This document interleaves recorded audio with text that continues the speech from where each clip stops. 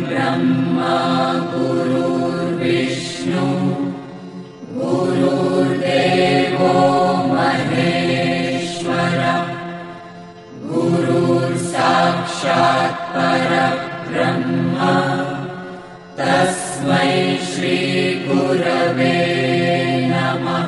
गुरुर्ब्रह्मा गुरुर्विष्णु गुरुर्देवो महेश्वरः गुरुर्साक्षात् परब्रह्म तस्मै श्री गुरवे नमः।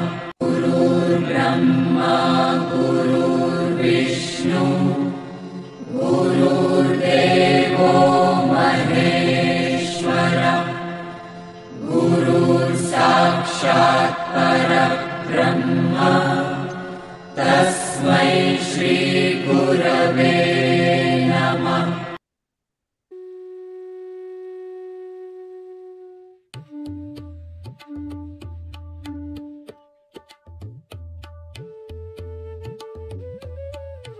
भगवद्गीता आणि ज्ञानेश्वरीच्या आधारावर सुरू असलेल्या ही अध्यात्म यात्रेचा आज 17वा भाग, 17वा टप्पा, 17वे प्रवचन पुष्प आहे।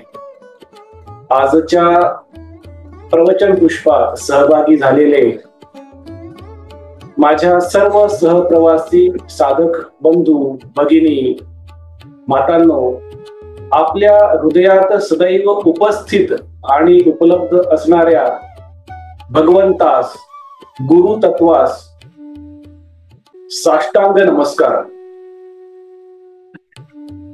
आपण सर्वजण आत्मोन्नतीसाठी, आत्मपरिवर्तनासाठी, स्वपरिवर्तनासाठी ही आनंदाची साधना अध्यात्म यात्रा एक एक टप्पा पार करत पुढे जात आहोत।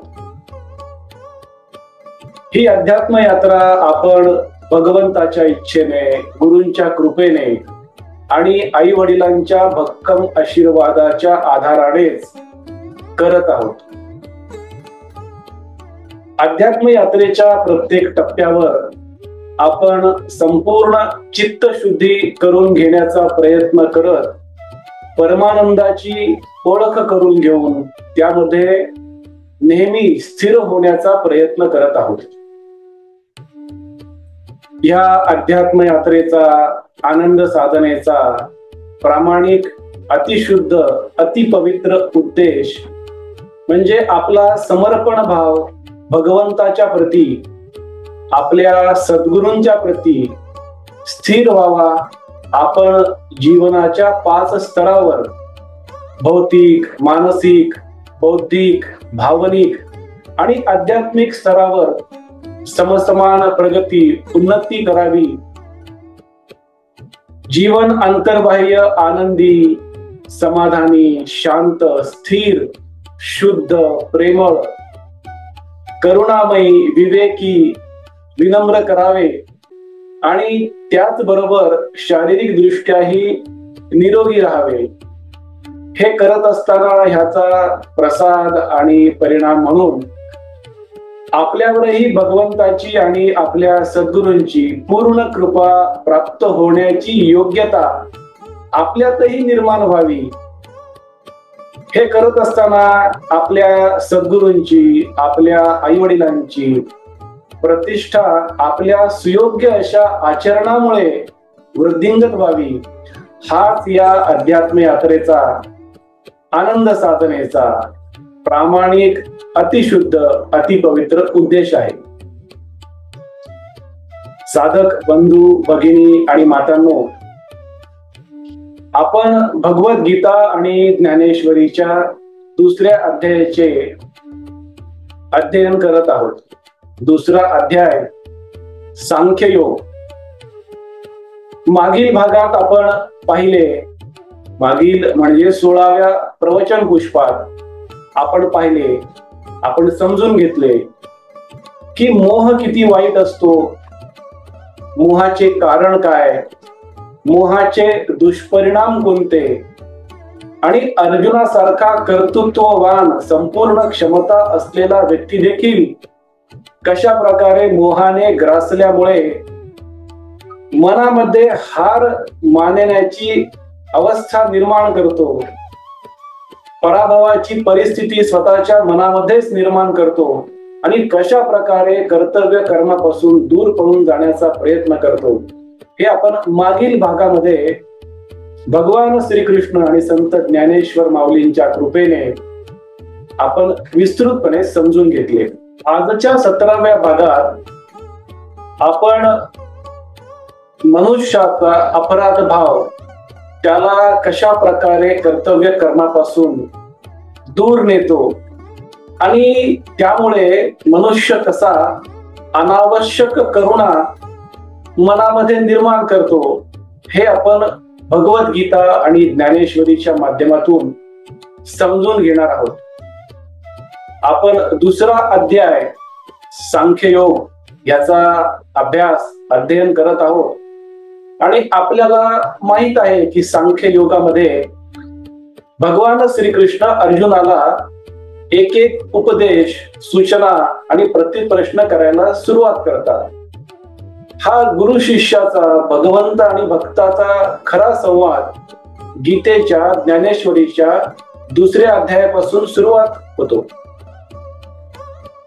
मग भगवंत गुरु भगवान श्रीकृष्ण अर्जुनाला जेव्हा विविध उपदेश करण्याची सुरुवात करतात, तेव्हा अर्जुन परत भगवान श्रीकृष्णांना प्रतिप्रश्न करत असतो. अर्जुन भगवान श्रीकृष्णांना म्हणतो की भगवंता, ज्यांच्या समोर मी आज उभा आहे, ज्यांच्या सोबत मला आज युद्ध करायचे आहे, त्यापैकी अनेकांचे नव्हे तर प्रत्येकाचे माझ्यावर खूप प्रेम आहे. त्यांनी मला अनेक वेळा मदत केली आहे, उपकार केले आहेत. मी त्यांना ठार कसा मारू, मी हिंसा कशी करू, अशा प्रकारचा परत एकदा प्रतिप्रश्न अर्जुन करतो. कारण त्याच्या मनामध्ये अपराध भाव निर्माण होतो.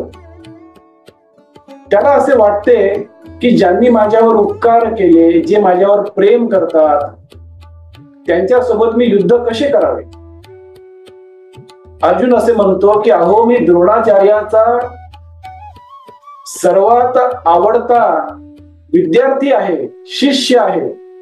मी भीष्माचार्यांचा सर्वात आवडता नातू आहे. हे दोघेही माझ्यावर इतके जीवापाड प्रेम करतात, मग मी त्यांच्यावर शस्त्र कसे उगारू. अशा प्रकारचा प्रश्न अर्जुन भगवंतांना परत एकदा करतो आणि म्हणतो की मी त्यांना दुखवू शकत नाही, मी त्यांची शारीरिक हानी करू शकत नाही. एवढेच नव्हे तर मी त्यांच्याबद्दल वाईट शब्द देखील बोलू शकत नाही. हा अर्जुनाचा सात्विकपणा भगवंतासमोर कुरुक्षेत्राच्या रणांगणावर दिसतो.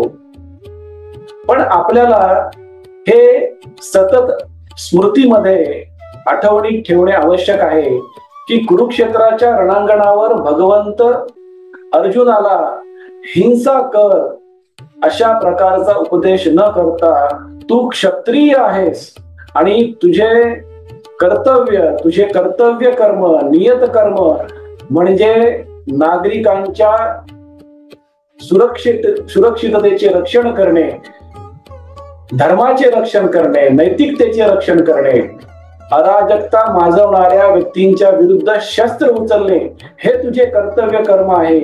याची आठवण भगवंत अर्जुनाला करून देत आहेत. त्यामुळे आपण असा गैरसमज न करून घेता की भगवंत अर्जुनाला हिंसा करण्याचा उपदेश देत आहेत का, हा आपल्या मनामधून काढावा. 5000 वर्षापूर्वी अर्जुनाचे कर्तव्य काय होते हे भगवंत अर्जुनाला समजून सांगत आहेत आणि भगवद्गीता आणि ज्ञानेश्वरीच्या माध्यमातून आजच्या अर्जुनालाही त्याचे कर्तव्य आजच्या जीवनामध्ये काय आहे हा उपदेश सुद्धा गीता ज्ञानेश्वरी आपल्याला करते. परत अर्जुन जो मनामध्ये अपराधभाव निर्माण केलेला आहे तो म्हणतो की ह्या कौरवांना सुखी ठेवणे, त्यातील माझ्या नातेवाईकांना, मित्र परिवाराला त्यांच्याबद्दल चांगले बोलणे हे माझे कर्तव्य आहे, त्यांची काळजी घेणे हे देखील माझे कर्तव्य आहे. हा अर्जुनाचा सात्विकपणा आहे. का? कारण अर्जुन भगवंताचा प्रिय शिष्य, भगवान श्रीकृष्णाचा भक्त, मित्र, नातेवाईक नव्हे भगवंताचा अर्जुन प्राण आहे.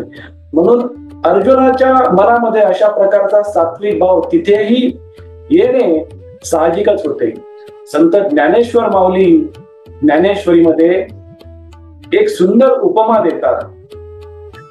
अर्जुन कुरुक्षेत्राच्या रणांगणावर स्वतःला भस्मासूर समजतो आणि कौरव सेनेतील भीष्माचार्यांना, द्रोणाचार्यांना महादेव समजतो.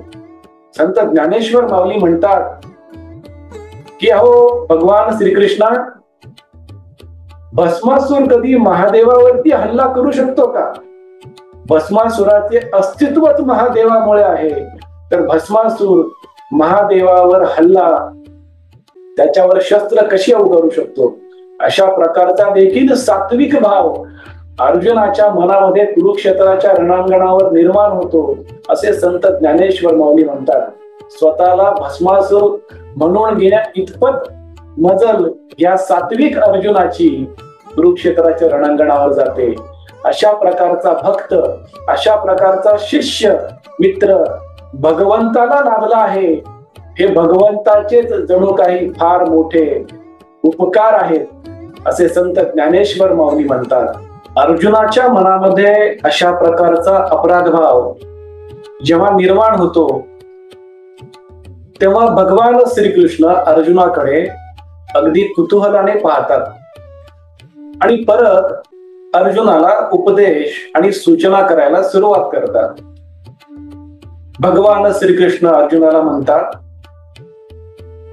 अरे अर्जुना, तुला हे माहित नव्हते का की कुरुक्षेत्राच्या रणांगणावर शत्रू म्हणून तुझ्या समोर कोण उभे टाकणार आहे? कौरव सेनेमध्ये भीष्माचार्य, द्रोणाचार्य, तुझे बंधू, मित्र, सवंगडी हे असणार आहेत, हे तुला माहित नव्हते का? ह्या सर्वांनी तुझ्यावर अगोदरपासून प्रेम केले आहे, त्यांनी तुला मदत केली आहे लहानपणापासून, हे तुला माहित नव्हते का? मग याचा थोडा तरी विचार कर की जेव्हा युद्धाची सुरुवात होणार आहे, तेव्हा तू अशा सर्व प्रकारचा विचार मनामध्ये आणून अपराध भाव निर्माण करून तुझा काय उपयोग होणार आहे अर्जुना?